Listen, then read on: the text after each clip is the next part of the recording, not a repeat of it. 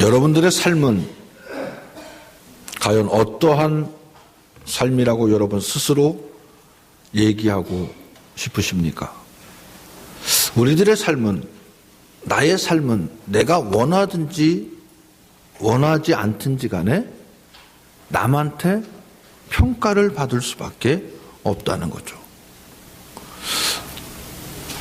저를 여러분들이 어떻게 평가하는지는 여러분 스스로가 아는 거예요. 제가 이곳에 부임해서 이제 목회를 시작하면서 여러분들의 스스로 새로 오신 목사님이 과연 어떤 분이실까? 새로 오신 목사님이 과연 어떠한 인품을 가지고 어떠한 성품을 가지고 어떠한 외모를 가지고 오실까 하면서 궁금해하고 맞이하고 생활하다 보면서 우리 목사님은 이렇구나. 우리 목사님 성격은 이런 게 있구나. 우리 목사님 외모는 이렇고 우리 목사님 근무하는 스타일은 이렇고 우리 목사님 능력은 이렇구나 라는 것을 여러분들 각자 다 저에 대해서 평가를 하셨을 겁니다. 저도 마찬가지예요. 대동교회 교인들이 과연 어떠한 모습으로 나를 기다리고 있을까? 또 생활하면서 저 집사님의 모습은 저런 거구나. 저 집사님의 성격은 저렇구나. 권사님의 생활은 저 정도구나. 이런 것을 스스로 평가하면서 원하든 원치 않든 평가 속에서 살아갈 수밖에 없다는 겁니다. 이렇게 다양한 평가는 항상 내 스스로 나 자신에게 평가하는 것이 아니라 다른 사람에 의해서 나 자신을 평가받을 수밖에 없다는 거죠. 다른 사람에 의해서 나 자신이 평가되는 모습이 곧 나의 모습이기도 하다는 겁니다. 내가 그러한 삶을 살고 그러한 생활을 하기 때문에 다른 사람이 나에 대해서 저 사람은 저런 사람이야. 저 사람은 저렇게 살아온 사람이야 라고 비춰질 수 있고 또 그러한 삶을 살아가기 때문에 그러한 모습으로 보여질 수밖에 없다는 겁니다. 하지만 이 평가는 때때로 정확한 평가가 되지 못한다는 겁니다. 여러분, 여러분이 다른 사람이 여러분을 평가할 때 정확하게 진단하고 여러분을 평가하시는 분 몇 분이나 만나보셨습니까? 평가하지만 그냥 대충 스무스하게 넘어가는 평가지 하나하나 정확하게 진단하면서 평가하시는 분 여러분 만나보셨습니까? 저는 만나본 적이 없어요. 나에 대해서 속속들이 모든 것을 알고 깨뚫고 나를 평가하시는 사람, 평가해주는 사람 만나보지 못했습니다. 일부분만 가지고 나의 한 모습만 보고 평가하기가 대부분이라는 거죠. 그러므로 우리는 사람에 대한 평가를 언제나 조심스럽게 할 수 있어야 된다는 겁니다. 그럼 우리는 누구에게 올바른 평가를 받을 수 있을까요? 바로 하나님한테 올바른 평가를 받는 저와 여러분들이 되시기를 주님의 이름으로 축원합니다. 하나님이 평가해야 된다는 거예요. 세상 많은 사람들이 나를 알고 있든지 나를 모르든지 한번 스쳐간 사람이든지 간에 나에 대해서 평가하는 것은 올바르지 못하다는 겁니다. 그저 한 부분, 한 일상만 보고 조 목사는 그런 사람이야.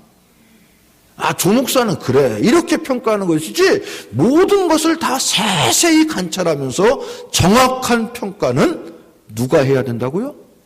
하나님이 해야 될 줄로 믿습니다. 아무런 의미가 없다는 거예요. 저에 대해서 여러분에 대해서 사람들이 이런 평가 저런 평가를 내리겠지만 그 평가는 사실 아무런 의미가 없다는 겁니다. 하나님께서 여러분에 대한 평가를 내릴 때 그때서야 비로소 제대로 된 평가가 나오게 되는 줄로 믿습니다. 다윗은 이스라엘 역사에서 가장 훌륭한 왕으로 남은 인물입니다. 지금도 이스라엘 백성들 가운데서는 다윗과 같은 왕이 한 번만 다시 이 땅에 왕으로 임재해서 이 나라를 다스리기를 원할 정도로 다윗은 많은 사람들에게 가장 훌륭한 왕으로 지금 남아 있습니다.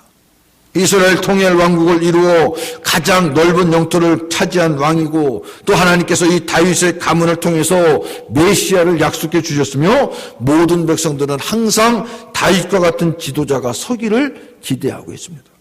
그렇다고 모든 사람들이, 아니 대부분의 사람들이 이 다윗 왕을 칭송한다고 모든 사람들이 다 다윗에 대해서 좋게 얘기하고 있지는 않다는 겁니다.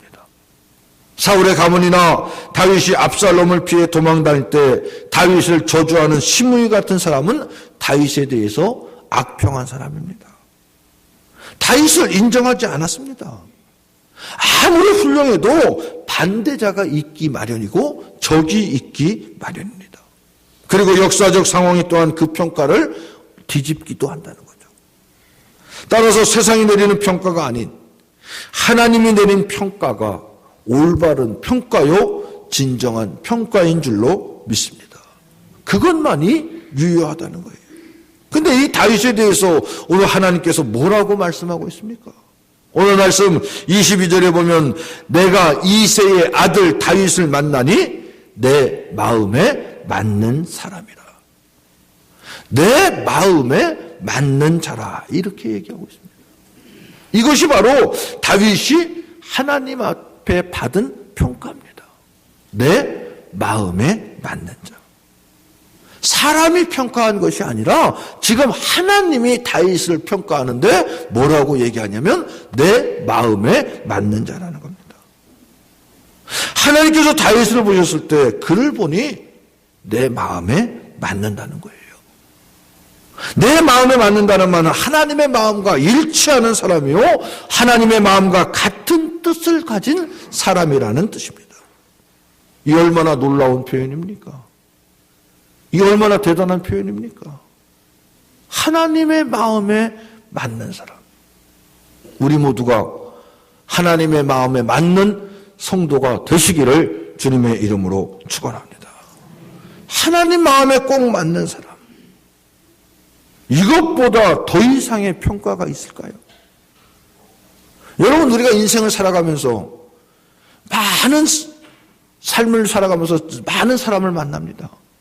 동기도 만날 수 있고 이웃도 만날 수 있고 친구도 만날 수 있고 선후배도 만날 수 있고 그 많은 만남 가운데서 내 마음에 맞는 사람을 만나서 지금까지 동행하는 사람은 행복한 사람이라고 저는 얘기하고 싶어요. 그 어떤 고난과 어려움과 힘든 일도 내 마음과 같은 사람이 나와 함께 있을 때 그것이 힘이 되고 이겨내갈 수 있는 능력이 되는 줄로 믿습니다. 그래서 이 세상 살면서 가장 자기가 필요할 때 도와줄 수 있는 언제나 늘 함께하고 싶은 친구 5명만 지금 당장 될 수 있는 사람이면은 그 사람은 인생을 성공한 사람이라고 얘기하잖아요. 무슨 일이든지 함께할 수 있는 사람. 친구 5명만 사귀어도 그 사람은 인생에 성공한 사람이라고 얘기하는데 하나님이 이 모든 걸 창조하시고 주관하시고 주인이시고 운행해 주시는 하나님이 내 마음에 맞는 사람이라고 인정해 주었으면 얼마나 행복하겠어요. 그것보다 더 큰 감사, 그것보다 더 큰 은혜가 어디 있겠냐는 거죠. 그래서 우리는 하나님께서 과연 나를 어떻게 평가하고 있는지 이 시간에 한번 생각해 보시기 바랍니다. 다윗은 지금 내 마음에 맞는 사람이라고 평가해 주셨는데 하나님이 과연 나를 평가할 때 조 목사 너는 내 마음에 맞는 사람이야 라고 평가해 주고 계실지 조금만 더 노력했으면 좋겠다 라고 평가하실지 너는 아직도 멀었어 좀 더 열심히 힘을 내라고 평가하실지 나는 너를 도무지 알 수 없노라라고 평가하실지 하나님이 나를 어떻게 평가하실 것 같아요? 여러분 스스로를 지금 하나님이 어떻게 평가하고 계실 건가? 우리 모두가 하나님으로부터 내 마음에 맞는 사람이라고 인정받는 저와 여러분들이 되시기를 주님의 이름으로 축원합니다. 그럼 다윗이 어떠한 점에 있어서 하나님 마음에 맞는 사람이라고 인정받았는지 다윗의 삶을 다시 한번 점검해 보면서 우리들도 하나님의 마음에 맞는 삶을 살아가는 복된 성도들이 다 되시기를 주님의 이름으로 축원합니다. 첫째로 하나님은 다윗의 중심을 보셨다는 거예요. 먼저 하나님은 다윗의 중심, 곧 그의 진실함과 성실함과 그의 신앙심을 보았다는 겁니다. 사실 다윗은 외모적으로 형들에 비해서 그렇게 월등하지 않았다는 겁니다. 그는 이새의 막내로 태어났습니다. 그런데 사무엘이 하나님의 명을 받고 이스라엘 차기 왕에게 기름을 붓기 위해서 뿔에 기름을 채우고 이새의 집을 찾아갑니다. 이새의 집을 찾아가서 장남 엘리압을 보았을 때 사무엘은 그의 외모에 풍기는 위풍을 보고 역시 하나님이시구나. 저 정도 위풍이 있고 늠름하고 멋있게 생겨 있었으니까 역시 하나님이 이스라엘 2대 왕으로 삼으신 거야. 야, 역시 대단하시네. 어떻게 이런 사람을 하나님 찾아내셨을까? 그냥 감동이 밀려오는 거예요. 그리고 생각도 없이 그의 머리에 기름을 부으려고 했습니다. 그때 하나님은 아니라는 거예요. 그래서 둘째인가 싶어 아비나답을 보았는데 그 역시 준수했습니다. 그러나 하나님 그때도 역시 아니라고 하십니다. 셋째도 넷째도 다섯째도 다 봤는데 다 마음에 드는데 하나님은 아니라는 거예요. 그러면서 하나님이 뭐라고 얘기하십니까? 사무엘상 16장 7절에 보면 여호와께서 사무엘에게 이르시되 그의 용모와 키를 보지 마라. 내가 이미 그를 버렸노라. 내가 보는 것은 사람과 같지 아니하니 사람은 외모를 보거니와 나 여호와는 중심을 보느니라. 이렇게 말씀하고 있는 거예요. 그들 가운데 진실하고 신실하며 중심적이며 하나님을 경외하는 다윗에게 기름을 부으신 겁니다. 사랑하는 성도 여러분, 이 땅에는 많은 그리스도인들이 있습니다. 이 많은 그리스도인들 가운데 중심으로 하나님을 경외하고 섬기려는 사람이 과연 얼마나 될까요? 오늘도 복된 주일을 맞이해서 이 세상의 모든 크리스찬들이 교회를 찾아서 이 시간에 지금 하나님 앞에 신령과 진정으로 예배를 드리고 있을 겁니다. 그리고 그들에게 맡겨진 사역을 온전히 감당하며 봉사하며 헌신하며 최선의 삶을 살고 있을 겁니다. 근데 그것이 과연 그의 중심일까요? 사역을 하는 것으로 그 중심에 섰다고 고백할 수 있을까요? 이거죠. 겸손히 하나님 앞에서 내 자신의 연약함과 부족함을 깨달으면서 그 하나님을 의지하지 않을 수 없다는 고백하에서 하나님과 동행하며 애쓰기를 원하는 사람. 그러면서 하나님 앞에 나오기를 즐거워하고 주의 일에 참여하기를 기뻐하는 사람. 그가 그의 중심이 하나님 앞에 올바로 선 사람이라고 저는 자신 있게 말할 수 있습니다. 나에게 맡겨진 사명, 그래 나는 이거 할 수 있는 능력이 되니까 이거 내가 안 하면 누가 해? 자기를 의시되면서 뽐내면서 하는 것보다는 나는 부족합니다. 나는 연약합니다. 하지만 하나님이 나와 함께 하여 주셔서 나를 인도해 주시고 나를 붙잡아 주셔서 하나님이 나에게 허락해 주신 귀한 사명, 그 달란트를 내가 오늘도 하나님과 함께 부족하지만 주님이 힘 주심으로 인해서 내가 이 일을 감당할 수 있게 해주심을 감사합니다라고 고백하면서 헌신하면서 봉사하는 자가 진심으로 하나님을 내 마음속에 모시고 중심으로 하나님의 일을 감당하는 자가 아닌가 생각을 한다는 겁니다. 그런 사람들이 중심에 서 있는 사람 아닙니까? 그런데 다윗이 바로 그런 사람이었다는 겁니다. 그래서 하나님께서 다윗을 보고 내 마음에 맞는 자라 이렇게 말씀하고 있는 겁니다. 두 번째로 다윗은 믿음의 용기를 가진 사람이었습니다. 기름을 부음 받았다 할지라도 다윗은 아직 어린 소년입니다. 그러나 자기가 감당할 수 없는 사람 골리앗이라고 하는 장수에게 도전을 합니다. 그때 다윗이 뭐라고 얘기합니까? 사무엘상 17장 47절에 보면은 여호와의 구원하심이 칼과 창에 있지 아니함을 이 무리에게 알게 하리라.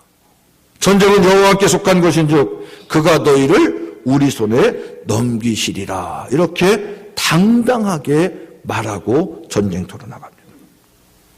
하나님의 구원의 손길에 대한 확실한 믿음, 절대적인 믿음이었습니다.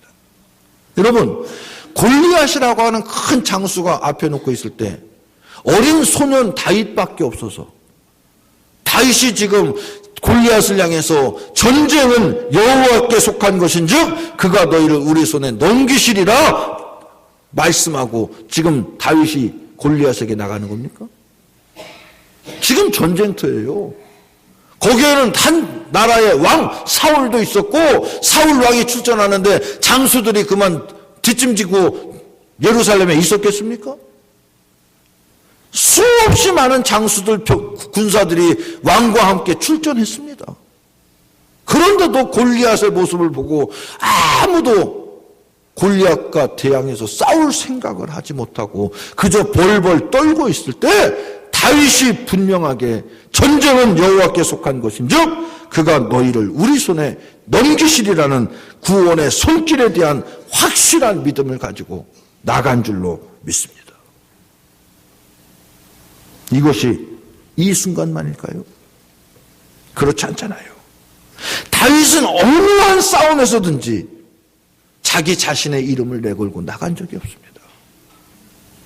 어떠한 전쟁터든지 언제나 나가기 전에는 하나님의 이름을 부르고 하나님 이름으로 나아갑니다. 믿음으로 나갑니다. 사랑하는 성도 여러분, 예수님께서 제자들을 훈련시킬 때 강조하신 부분이 무엇인지 아세요? 바로 믿음입니다. 그래서 늘 제자들에게 믿음 없음에 대해서 책망하시잖아요. 나사로를 살리실 때 나사로가 병든 줄 알고도 즉시 가시지 않고 죽은 후에 가시는 것은 특별히 제자들로 하여금 믿게 하기 위해서였다고 요한복음 11장 15절에 말씀하고 있습니다. 사랑하는 성도 여러분, 이처럼 믿음이 있어야 될 줄로 믿습니다.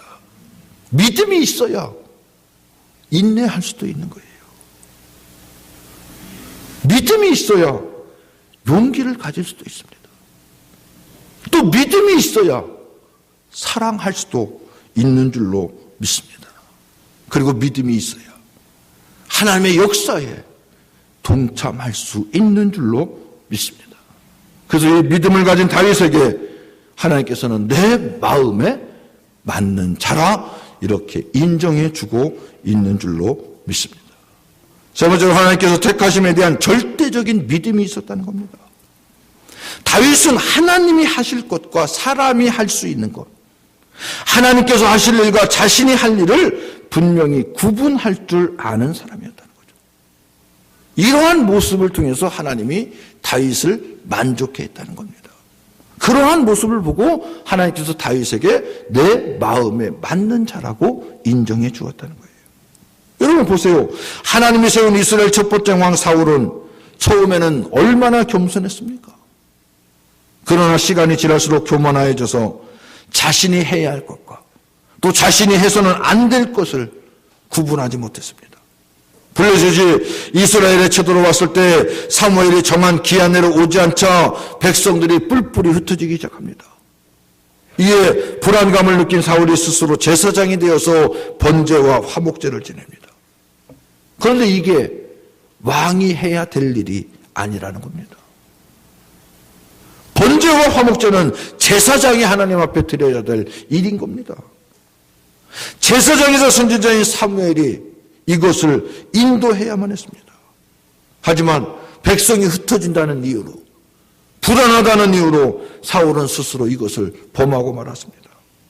이에 사무엘이 지금은 왕의 나라가 길지 못할 것이라 여호와께서 왕에게 명령하신 말을 왕이 지키지 아니하였으므로 여호와께서 그의 마음에 맞는 사람을 구하여 여호와께서 그를 그의 백성의 지도자로 삼으셨느니라. 이렇게 책망합니다.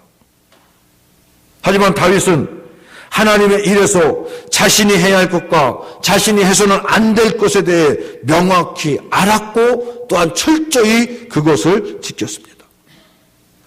늘 다윗을 시기하여 죽이려고 쫓고 또 쫓는 사울을, 다윗은 2번이나 사울을 죽일 수 있는 아주 절호의 기회가 있었습니다. 한 번은 엔게디 광야의 동굴 안에서고 또 한 번은 십광야에서입니다. 이 2번의 기회에 대해 수하들은 하나님께서 당신에게 주신 절호 없는 기회라고 하면서 지금 아니고서는 사울을 죽일 수 없습니다. 이것은 하나님이 당신을 인정한 겁니다. 죽일 수 있는 기회를 준 겁니다. 이런 기회가 그렇게 쉽게 오지 않습니다. 지금 모든 것을 처치해야 됩니다. 라고 권면할 때 다윗이 뭐라고 얘기합니까? 사무엘상 24장 6절에 보면은 내가 손을 들어 여호와의 기름 부음을 받은 내 주를 치는 것은 여호와께서 금하신 것이니 그는 여호와의 기름 부음을 받은 자가 됨이니라. 이렇게 말하고 있습니다.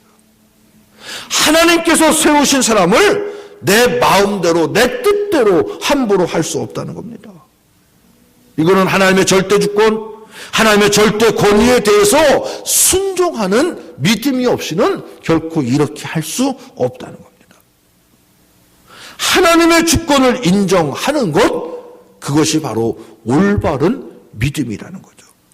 이러한 다윗을 하나님은 선택하시고 내 마음에 맞는 자라고 인정해 주고 있는 줄로 믿습니다. 네 번째로 다윗은 회개할 줄 아는 사람이었습니다. 사울과 다윗의 다른 점 가운데 하나가 바로 이거라는 거예요. 사울은 자신이 잘못한 것에 대해서 회개하지 않습니다. 거의 다 핑계대고 거의 다 변명으로 일관합니다. 하나님께서 아말렉을 쳐서 모든 것을 다 멸하고 아무것도 손대지 말라고 하셨음에도 불구하고 사울은 그 전쟁에서 승리한 후 아말렉과 아각을 살려두고 또 기름지고 좋은 양과 소를 남겨둡니다. 그래서 사무엘이 와서 이것을 보고 왜 이것을 남겨두었냐고 물을 때 사울은 백성들이 하나님께 제사를 드리기 위한 하나의 제물이라고 변명을 합니다. 여기에서 결정적으로 하나님께서 사울을 버리신 것 아닙니까? 그러나 다윗은 자신이 잘못하거나 범죄했을 때 진심으로 회개합니다. 우리아의 아내 밧세바를 취한 죄를 저질렀을 때 하나님께서 나단 선지자를 통해서 질책하시자 다윗은 변명하지 않고 내가 하나님께 죄를 범하였노라 하면서 회개합니다. 여러분, 사울왕과 다윗왕의 잘못을 비교했을 때 누가 더 큽니까, 잘못이? 사울왕은 전쟁터에서 모든 것을 다 진멸하려고 했을 때 진멸하지 않고 살려둔 것밖에 없어요. 그것도 동물들. 그런데 다윗왕은 어떻습니까? 다윗왕은 가정 파괴범이에요. 엄밀히 말하면. 한 가정을 완전히 박살을 냈잖아요. 그럼 어느 게 더 큽니까, 죄가? 사울왕의 죄가 더 큽니까? 다윗왕의 죄가 더 큽니까? 다윗왕의 죄가 훨씬 크죠. 한 가정을 파괴시켰는데, 한 가정을 몰살시켰는데, 그런데도 하나님은 지금 다윗왕에게 내 마음에 합한 자라고 얘기합니다. 이유가 뭐예요? 올바른 회개, 충심 어린 회개했다는 거예요. 사울왕, 미안합니다. 잘못했습니다. 내가 하나님 말씀을 올바로 깨닫지 못했습니다. 용서해 주십시오라면은 사울왕 회개했으면은 아무 문제도 일어나지 않았을 거예요. 그런데도 핑계댑니다. 이래서 그랬다, 저래서 그랬다. 하나님께 제사 드릴 때 더 좋은 양을, 더 좋은 소를 드리기 위해서 그 중에서도 고르고 골라서 정말 살찌우고 흠 하나 없고 좋은 소 양을 내가 빼놓은 거다. 나를 위해서 그런 게 아니라 하나님께 제물을 제사 드리기 위해서 그런 거다라면서 하나님을 빙자하면서 핑계를 댑니다. 변명을 합니다. 여러분, 살면서 굳이 하나님께 아니더라도 친구지간에, 부부지간에, 형제들지간에 말다툼할 때 큰 거 가지고 말다툼이 시작됩니까? 아주 사소한 것 가지고 시작되잖아요. 근데 그것 가지고 시작할 때 상대방이 스스로 인정하면은, 자기의 잘못을 인정하면은 싸움이 더, 얘기가 더 커졌고 더 번져 나갑니까? 거기서 끝나는 거 아니에요? 인정하는데 뭐라고 그럴 거예요, 더 이상. 잘못했다고, 미안하다고, 그래, 내가 생각이 짧았다고, 다음부터는 조심하겠다고 인정하면은 더 이상 얘기가 커지지 않습니다. 그런데 이 핑계, 저 핑계 대면서 자기는 잘못한 게 없다고 하면서 남을 얘기하면서 끌어들이면서 이 핑계, 저 핑계 대면은 여러분 어때요? 화가 나요, 안 나요? 거기서부터 싸움이 점점 커지는 거 아니에요. 그러니까 사울왕이 이 핑계 저 핑계 대면서 자기의 잘못을 인정하지 않아요. 그런데 다윗은 한 가정을 완전히 파괴했음에도 불구하고 나단 선지자가 지적했을 때 곧바로 회개합니다. 그 유명한 다윗의 회개시가 시편 51편인데, 하나님이여 내 속에 정한 마음을 창조하시고 내 안에 정직한 영을 새롭게 하여 주시옵소서라고 온전히 하나님 앞에 참회하고 있습니다. 이것이 다윗의 모습입니다. 그리고 순종하며 나가는 겁니다. 이러한 모습을 하나님이 기뻐 받으신 줄로 믿습니다. 우리도 세상에 살면서 실수하지 않고 실패하지 않고 범죄하지 않으며 살아갈 수 있습니까? 우린 다 연약한 인간이에요. 실수할 수밖에 없어요. 의인은 없나니 한 사람도 없다고 성경은 얘기합니다. 우리는 다 죄인이에요. 그런 죄인이 뭐가 그렇게 잘났다고, 뭐가 그렇게 당당하다고 자기의 의를 내세우면서 나가려고 합니까? 나의 잘못, 나의 죄를 깨닫고 하나님 앞에 진심으로 회개하며 나아갈 때 하나님은 우리의 모든 것을 용서해 주시고 받아 주실 줄로 믿습니다. 그리고 다시 용기를 내어서 일어서 믿음으로 승리할 수 있는 우리 대동의 모든 성도들이 다 되시기를 주님의 이름으로 축원합니다. 마지막으로 다윗은 하나님의 뜻을 묻는 사람이었습니다. 다윗은 하나님의 뜻을 묻고 하나님의 응답 가운데 행한 사람이었습니다. 블레셋이 그릴레아로 쳐들어왔을 때 비록 다윗은 사울에게 쫓기는 몸이지만 블레셋의 만행을 그저 두고만 볼 수 없었습니다. 비록 그의 군사는 소수에 불과했지만 다윗은 블레셋과 싸워야겠다는 생각에 하나님께 나아갑니다. 그리고 묻습니다. 다윗이 여호와께 묻자와 아뢰되. 이러한 표현이 사무엘서에 얼마나 많이 등장합니까? 그는 철저히 하나님의 뜻을 묻고 하나님의 뜻을 따라 행한 사람입니다. 하나님께서는 바로 이것을 흡족해 여기셨다는 겁니다. 우리는 우리 스스로, 내가 스스로 할 수 있는 능력이 얼마나 많습니까? 내 이성으로 판단하고 분별하고 모든 것을 행할 수 있습니다. 그래서 우리는 우리가 할 수 있는 것에 대해서 내 스스로 모든 것을 판단하고 스스로 결정합니다. 오늘은 무엇을 먹어야 될지, 어떤 옷을 입어야 될지, 어디로 가야 될지, 무엇을 해야 할지를 내 스스로 판단하고 결정하고 그 일을 감행합니다. 하지만 정말로 중요한 일들에 대해서, 정말로 중대한 결정에 대해서는 하나님께 물을 수 있는 저와 여러분들이 되시기를 주님의 이름으로 축원합니다. 하나님도 분명히 우리가 하나님과 의논하기를 원하시는 줄로 믿습니다. 그리고 우리가 비록 감당하기 어려운 것을 알지라도 때로는 믿음으로 하기를 원하고 계시는 줄로 믿습니다. 믿음으로 물어보고 하나님과 함께 하기를 하나님께서도 기뻐하고 계시는 줄로 믿습니다.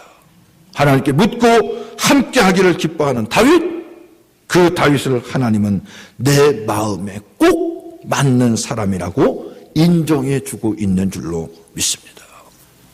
사랑하는 성도 여러분, 과연 하나님께서 이 시간에 나를 바라보고 계신다면 나에 대해서 뭐라고 평가하고 계실 것 같습니까?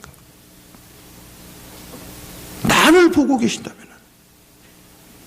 과연 하나님은 나의 어떠한 면을 보고 계실까요? 오늘 우리가 다윗을 통해 본 이 모습이 하나님께서도 지금 똑같은 모습으로 우리를 보고 계실 줄로 믿습니다. 그러므로 우리 모두는 다윗과 같은 모습으로 하나님 앞에 올바로 서시기를 주님의 이름으로 축원합니다. 어떠한 자리, 어떤 역할을 하든 어떠한 마음과 자세, 믿음을 가지고 나아갈 때 하나님께서는 여러분에게 분명히 말씀하고 계실 겁니다. 다윗과 같은 마음으로, 다윗과 같은 자세로, 믿음으로 나아가는 자에게 너는 내 마음에 맞는 사람이다 라고 인정해 주실 줄로 믿습니다.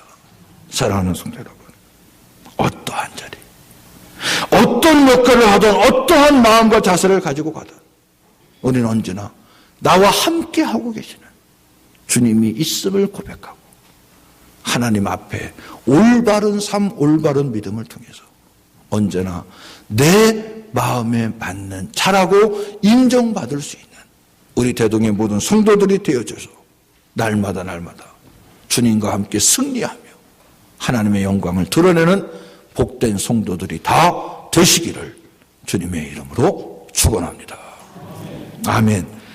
감사합니다. 하나님, 3월 첫 주일을 맞이하여 주시고 만물이 소생하는 봄을 또한 저희들에게 허락해 주심에 감사합니다.